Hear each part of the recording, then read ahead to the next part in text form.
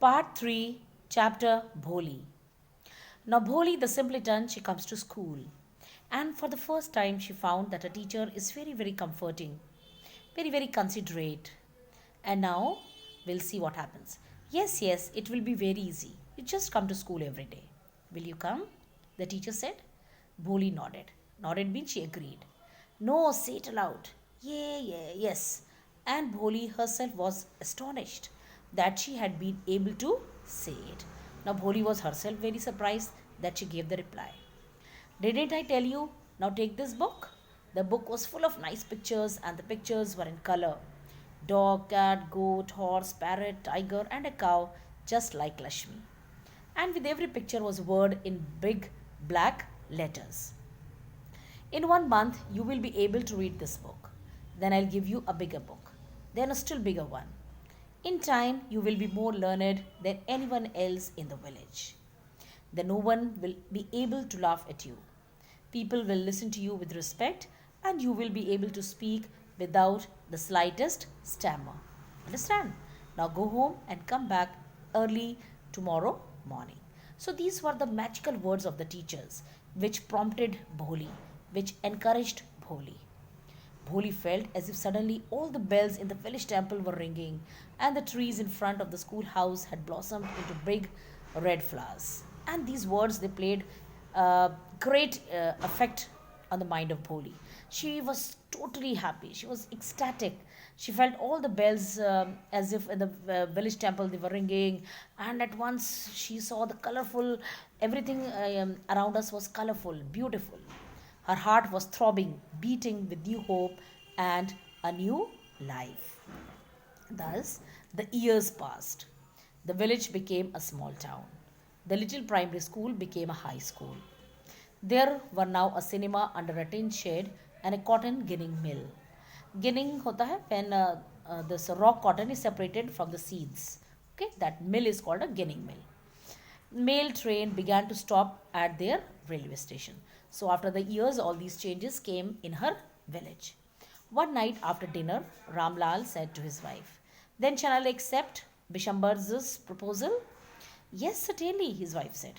"Bholi will be lucky to get such a well-to-do bridegroom. A big shop, a house of his own, and I hear several thousand in the bank.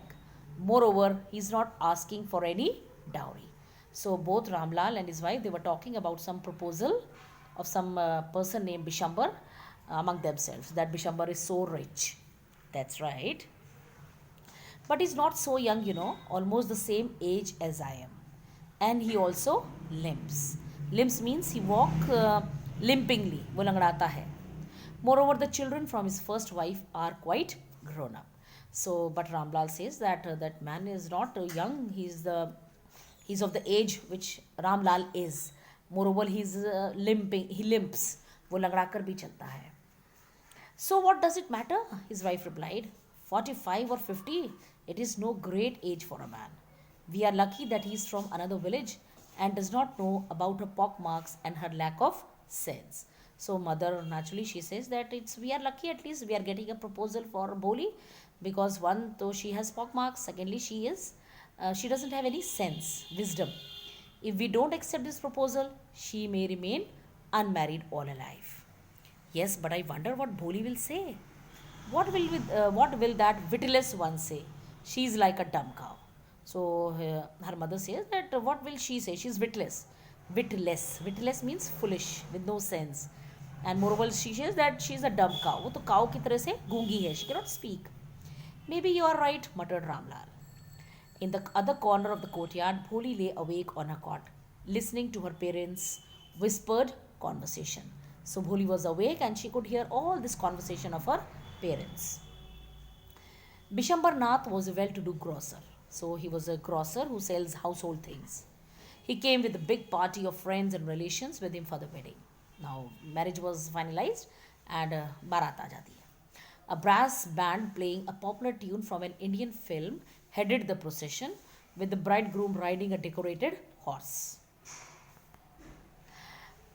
Ramlal was overjoyed to see such pomp and splendor.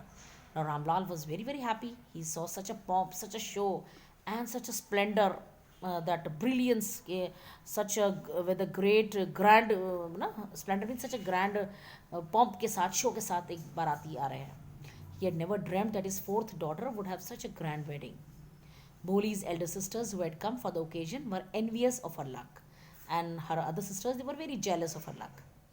Now, when the auspicious moment came, the sacred moment came of the marriage, there's rituals, the priest said, "Bring the bride." Bholi, clad in a red silken bridal dress, was led to the bride's place near the sacred fire. So she was brought to the near the fire. Garland the bride, one of his friends prompted Bishambarnath, and one of the friend of Bishambar, they prompted him, encouraged him to garland the bride, Jayamala. The bridegroom lifted the garland of yellow marigolds, of the yellow flowers. A woman slipped back the silken veil from the bride's face, and a woman standing there, she removed that veil जो आगे पर्दा कर लेते हैं, she removed that veil from her face, covering from her face, bride's face. Bishambar took a quick glance. He at once looked at Bholi. The garland remained poised in his hands, and he stopped for a moment. He did not move. The bride slowly pulled down the veil over her face, and Bholi understood. Poor thing, she just pulled down that cover on her face. "Have you seen her?" said Bishambar to the friend next to him. "She has pock marks on her face." "So what? You are not young either." "Maybe, but if I am to marry her, her father must give me 5,000 rupees. Now see how greedy, how selfish Bishambarnath is.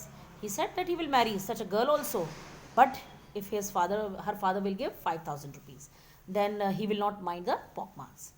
Ramlal went and placed his turban, his honor, at Bishambar's feet. "Do not humiliate me so. Take 2,000 rupees." Now Ramlal, he went and he placed even his turban. Turban is considered as an honor. No, it is an honor of a person to wear a turban. So he placed that turban also in his feet. And he said that, "You do not insult me at this moment, last moment." He pleaded that he can take 2,000 rupees. "No, 5,000 or we go back. Keep your daughter. Be a little considerate, please." So his father went on pleading. He said, "Please keep a regard. You keep a regard of them, no? If you go back, I can never show my face in the village." Then out with 5,000. Tears streaming down his face, Ramlal went in, opened the safe and counted out the notes. He placed the bundle at the bridegroom's feet. And see, this is what happens generally. This is the general condition in the villages especially. So with the tears flowing down his face, he went and brought the bundle of note and he kept at his feet. On Bishambar's greedy face appeared a triumphant smile. And now Bishambar Das, on his greedy face, of course, came a triumphant, victorious smile, as if he has won. He had gambled and won, as if did some gambling. He played a gambling game and he won. "Give me the garland," he announced. Once again, the veil was slipped back from the bride's face. But this time, her eyes were not downcast. But this time, Bholi's eyes were not downcast. Downcast means she was not looking downwards in a shyness or out of respect. She was looking up, looking straight at her prospective husband. She was looking straight at her prospective means possible husband, at Bishambarnath. And in her eyes there was neither anger nor hate, only cold contempt. Only there was cold hatred in her eyes. Bishambar raised the garland to place it around the bride's neck. But before he could do so, Bholi's hand struck out like a streak of lightning, and the garland was flung into the fire. And as soon as Bishambar raised his hand to place it around her neck, she struck out like a streak. Streak means like uh, um, like a irregular line of lightning. जैसे एक lightning होती है ना, उसकी तरह से she just threw that garland. She got up and threw away the veil also.